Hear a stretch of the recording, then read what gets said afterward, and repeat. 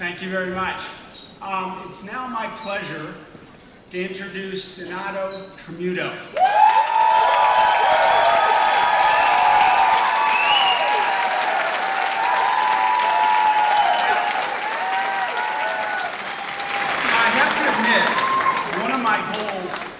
In my introduction tonight was to ensure that I did not in any way upstage or overshadow any of our other honorees. But those of you who know Donato know that he's a statesman, much like Hillary Clinton, that he has the voice of Tony Bennett, and that his passion for what he believes in is not unlike Robert De Niro in Raging Bull. Kidding aside, Donato has been a friend, a mentor, and a business partner for more than 15 years. And he runs his life and his businesses with a deep set of values and passion that permeates all he does. He is much more than just a CEO.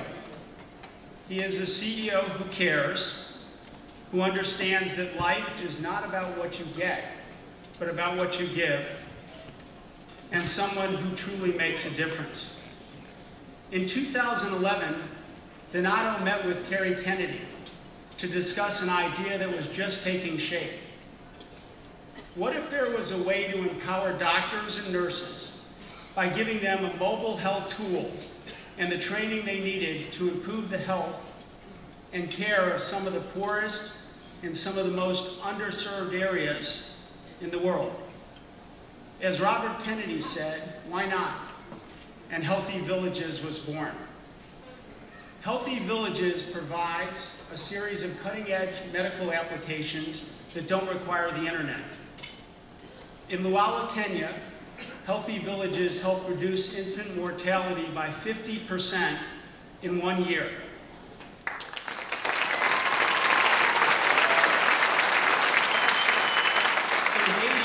Nurses are being trained with this technology to provide better quality of care on the spot without wasting precious time going back and forth over many miles to consult out-of-date books or to find a doctor. And just last month, Donato once again rose to the challenge. As the Ebola epidemic skyrocketed out of control, Donato put together a coalition to get reliable facts about detection and prevention to his network of 3.5 million healthcare providers around the world.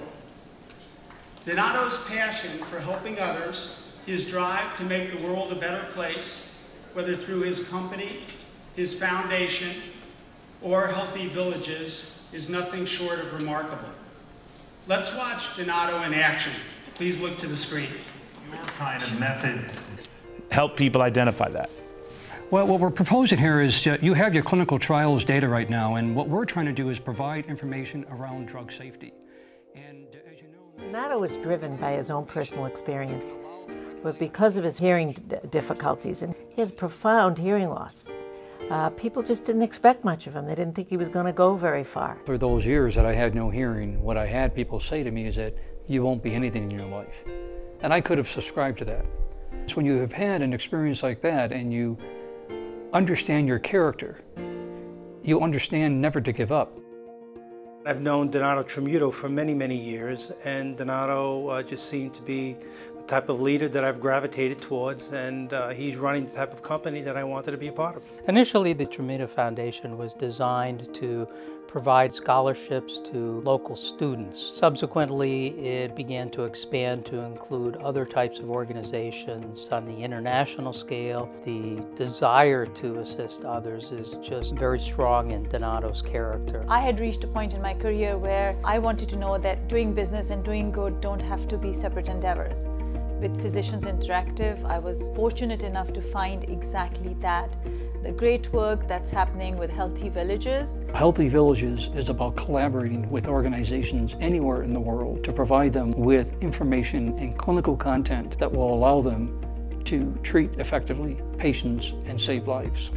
For me, what Healthy Villages is, essentially it's a medical library in a portable package. Donato was really visionary in coming up with this. He has approached it with a great deal of solidarity and really asking, what do you need? And I'm going to try and develop that. And that attitude makes all the difference in the world. This facility is often overlooked because we are out in a rural setting in Kenya, and the staff come in with no resources to fall back on. Healthy Villages is access to more information to help better the care for the patient and to be a better provider. One of the nurses overnight was dealing with a pregnant mother. When we took her blood pressure, it was through the roof. It was actually unreadable. We were worried about preeclampsia. We were trying to think through the dosage of magnesium sulfate, and we couldn't find a drug index anywhere in the hospital, and we were able to look up the correct dosage. While I recognize I will never change the world in my lifetime, what I can do is move forward the needle a little bit. But to go out and see Lillian and to see her twins, we saved 2 lives. We made a family happy. And those 2 lives will touch many other people. There's nothing wrong with that.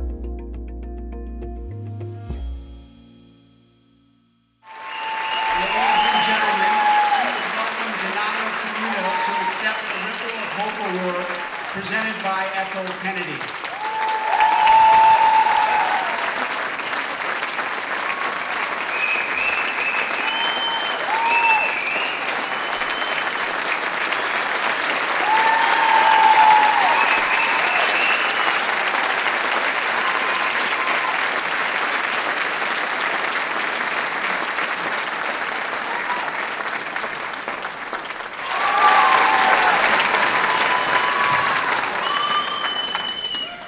Thank you very much, Glenn.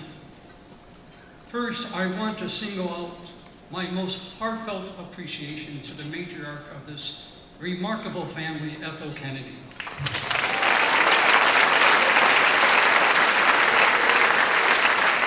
You are an example of enduring faith and love of family that generations continue to admire. Thank you, Ethel. Allow me for a moment to paraphrase the words of President John F. Kennedy during his 1961 trip to Paris. I am the man who accompanied Hillary Clinton, Robert De Niro, and Tony Bennett to the RFK Ripple of Hope, and I have enjoyed this.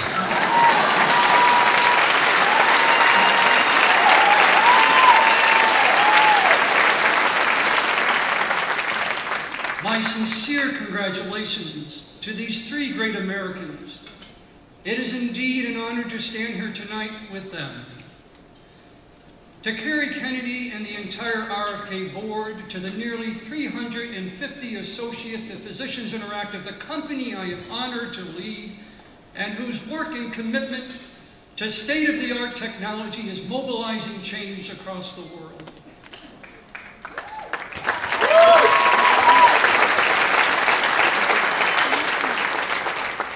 And to my fellow board members at Physicians Interactive, Healthy Villages, Boston University School of Public Health, the Tramuto Foundation and Healthways, and last but not least, to my wonderful family and friends, and to Jeff, tonight could not have been possible without your collective support, love, and unwavering encouragement.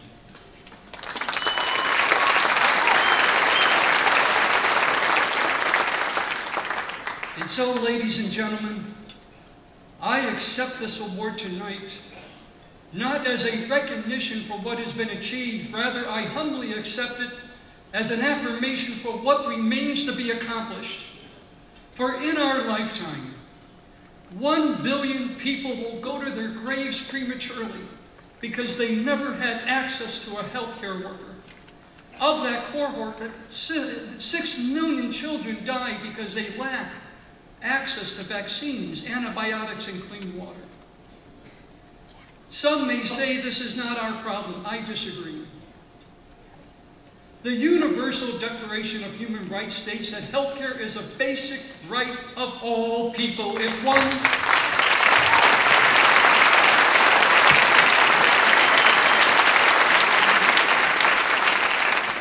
If one person lacks this basic right, then the true spirit of the Human Rights Declaration is violated.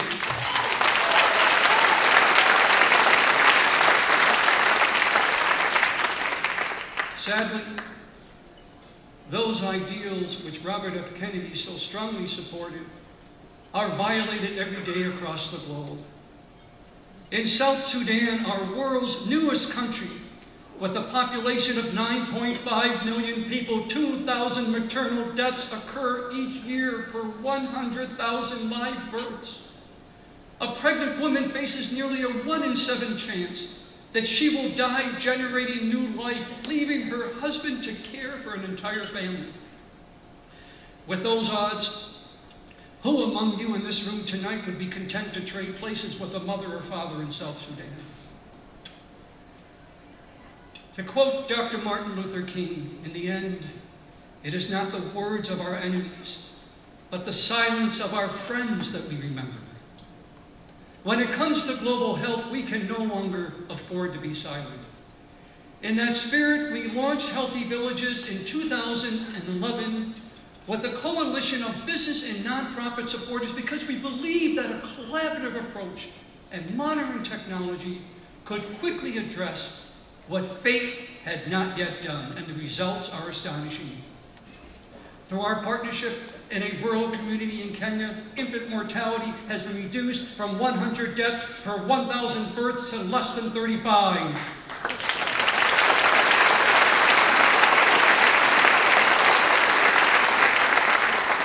Just think, for every 1,000 births, 70 more babies are alive today because of our partnership with the Lawala Community Alliance.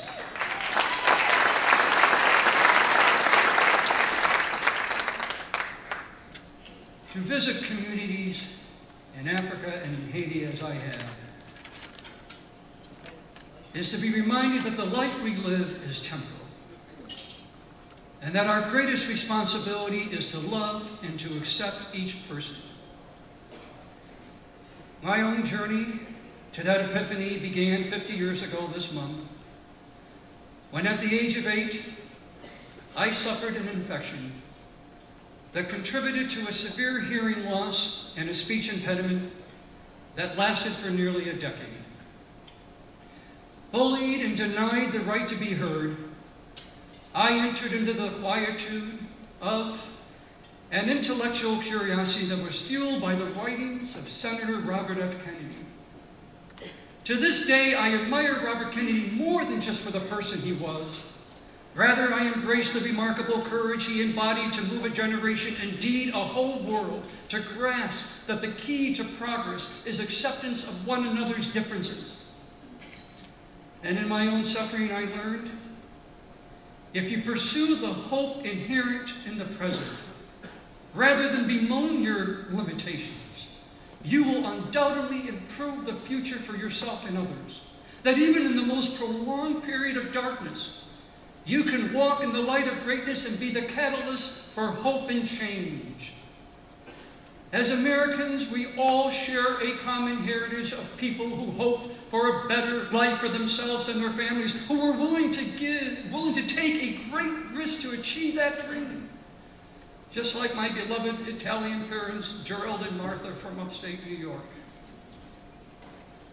As business people, artists, and politicians, we share the experience of collaborating with like-minded people to manifest great works of art, to build transformational new products, and to solve some of the world's thorniest diplomatic challenges. When we join in hopeful collaboration, great change is possible.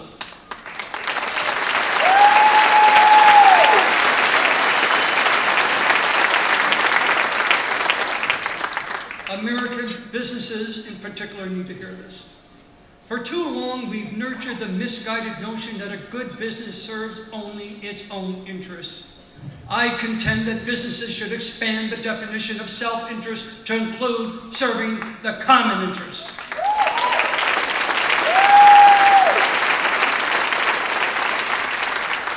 Through collaborative IQ, we are not only stronger, we are smarter. I could not have conceived nor delivered Healthy Villages without the collective smarts of a lot of people, many of them in this room tonight. Together we've learned that a collaborative approach to doing small things can create larger and larger ripples of hope. And so tonight, I commit to you, Ethel and Carrie, that this bust of Robert F. Kennedy will serve as an inspiration to me to continue to share the message of hope and courage that Robert Kennedy so embodied. I leave you now with the words shared with me by a nurse in Haiti during my visit there last month. After a long and tiring day seeing so much pain and suffering, I questioned for a moment whether or not our presence had any real impact. And seeing this, she told me to look into the eyes of the children, and there you will see the hope you are providing to them. She continued, we are not here to delay death. We are here to improve life. Ladies and gentlemen, that is our responsibility. That is our collective mission. Please join me in that noble cause of working together to ensure we improve the lives of every single person across the globe. Thank you very much.